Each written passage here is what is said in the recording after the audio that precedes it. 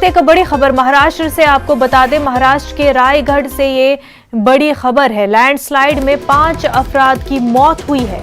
रायगढ़ में सैलाबी सूरत हाल है। इंतजामिया राहत बचाव के काम में मसरूफ है। कई लोगों के अब भी फंसे होने का अंदेशा जाहिर किया जा रहा है। महाराष्ट्र के रायगढ़ से आपको ये बड़ी खबर बता रहे हैं। लैंडस्लाइड में 5 अफराद की मौत हुई है। रायगढ़ में तेज बारिश की वजह से सैलाबी सूरत हाल है। इंतजामिया राहत और बचाव के काम में मसरूफ है।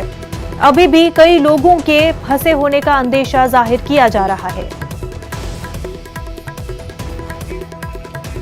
हमारे नुमाइंदे वसीम अंसारी बराह रास्त हमारे साथ जुड़ चुके हैं। वसीम, इस वक्त जो बड़ी खबर रायगढ़ से सामने आ रही है, लैंडस्लाइडिंग की वजह से 5 लोगों की मौत है और अभी भी कई लोगों के फंसे होने की खबर आ रही है।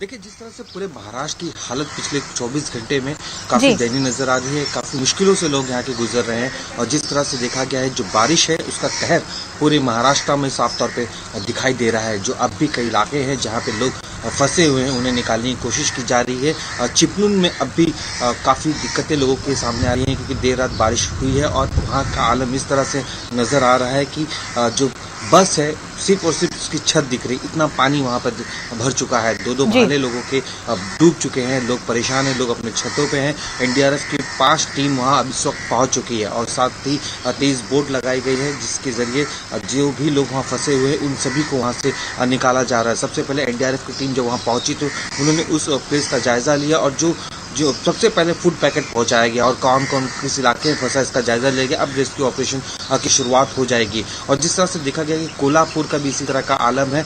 जिस तरह से देर रात बारिश हुई और इसके बाद 47 ऐसे गांव हैं जिसके साथ उनका संपर्क टूट गया है और 900 से भी ज़्यादा लोगों को रेस्क्यू किया गया है। लेकिन अब भी मुश्किलें काफ़ी है क्योंकि कई ऐसे ज़िले हैं जहाँ पर तेज़ बारिश की वजह से अब भी दिक्कतें हैं, जिसमें रत्नागिरी है, कोकण है, यवतमाल है, हिंगोली है। ये ऐसे कई ज़िले हैं जहाँ पे अब भी तेज बारिश है। सतारा में तेज बारिश है। सतारा तो जो हाईवे है वो पूरी तरीके से डूब गया था। इस तरह के नज़ारे थे और जिस तरह से देखा गया तो महाबलेश्वर जो काफ़ी लोनावाला का जो इलाका है वो काफ़ी फेमस है। वहाँ पे भी देखा गया कि बारिश की वजह से काफ़ी दिक्कतें आ रही है। जो पर्यटन गए तो वो वहाँ पर फंसते हुए नज़र आ रहे हैं। मुंबई से जो सटा इलाका है, पालघर, ठाणे, इन सब इलाकों में भी तेज बारिश की वजह से काफ़ी दिक्कतें आ रही हैं।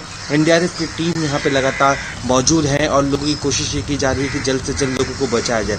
लैंडस्लाइडिंग की वजह से कलई गांव में कई तरह के संपर्क टूट चुके हैं और 5 से भी ज़्यादा लोगों की मरने की जो खबरें हैं वो सामने आ रही है। रत्नागिरी में भी इसी तरह के आलम साफ तौर पे देखने को मिल रहे हैं। जी वसीम, वहीं हेलीकॉप्टर की मदद भी ली जा रही है और उद्धव ठाकरे ने वज़ीर आज़म से भी बात की है इस महाराष्ट्र में जिस तरह की सैलाबी सिचुएशन बनी हुई है उस पर। देखिए, पिछले 24 घंटे में जिस तरह से बारिश हुई है लेकर लोग काफ़ी परेशान है। पूरा देश इससे लेकर परेशान है। पीएम नरेंद्र मोदी जी ने भी यहाँ के जो सीएम है उद्धव ठाकरे से चर्चा की और उनसे साफ तौर पे ये भी कहा कि अगर कोई भी ज़रूरत केंद्र से लगती है तो केंद्र सरकार देने के लिए तैयार है। अब रत्नागिरी में लोगों को रेस्क्यू करने के लिए हेलीकॉप्टर की सुविधा ली जा रही है। उसे लेकर कल से ही प्रयास किया जाता है जिसके लिए अनुमति दे दी गई है और साथ ही उद्धव ठाकरे ने सभी जिला अधिकारी सभी अधिकारियों को इस बात के लिए ताकीद कर दिया है कि जल्द से जल्द जो भी मदद लोगों को लगती है वो दी जाए। रेस्क्यू के लिए बाकायदा रत्नागिरी में हेलीकॉप्टर्स पहुंच चुके हैं। सबसे पहले उनकी प्राथमिकता ये है कि जो लोग वहाँ फंसे हैं और भूखे हैं उन तक फूड पैकेट पहुंचाया जाए। इसके बाद जो सबसे ज्यादा हालत जिनकी खराब है, जहाँ लगता है काफी दिक्कतें आ सकती है, उन्हें पहले रेस्क्यू करना। बिल्कुल, इंतजामिया पूरी कोशिश कर रही है कि जो लोग फंसे हुए हैं उन तक पहुंचा जाए और उन तक जो भी खाने पीने की अशिया है वो पहुंचाई जाए। वसीम, बेहद शुक्रिया आपका।